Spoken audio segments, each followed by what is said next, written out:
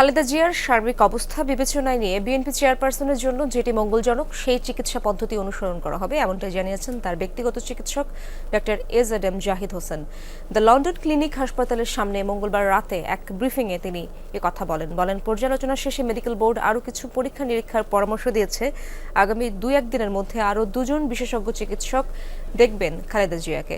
জানান, খালেদা জিয়ার সুচিকিৎসায় যুক্তরাষ্ট্রের জন হপকিন্স হাসপাতালের বিশেষজ্ঞ ডাক্তাররা মেডিকেল বোর্ডে অংশগ্রহণ নিয়েছেন। এক ছাদের নিচেই যেন সব চিকিৎসা দেওয়া সম্ভব হয় সেটি দেখা হচ্ছে। এ সময় দেশে সুচিকিৎসা না পাওয়ার বিষয়টি উল্লেখ করেন তিনি। খালেদা জিয়ার সুচিকিৎসার জন্য দেশবাসীর কাছে দোয়া চান, একই সাথে সাংবাদিকদের প্রতি জানান কৃতজ্ঞতা।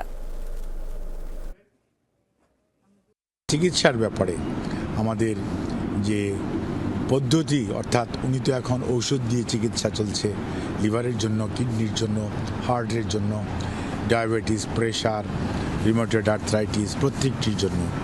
এর বাইরেও আরও যদি কোনো চিকিৎসা করা যায় সেজন্যই আমরা জন হপকিন্সের মেডিকেল টিমের সদস্যরাও এখানে অংশগ্রহণ করেছিল, যাতে আমরা এক ছাদের নিচে চিকিৎসা, যেটা বলে ওয়ান আমব্রেলা নিচে ওয়ান স্টপ সার্ভিসের মতো, সেটা করার ব্যাপারে ওনারা উদ্যোগ গ্রহণ করেছেন।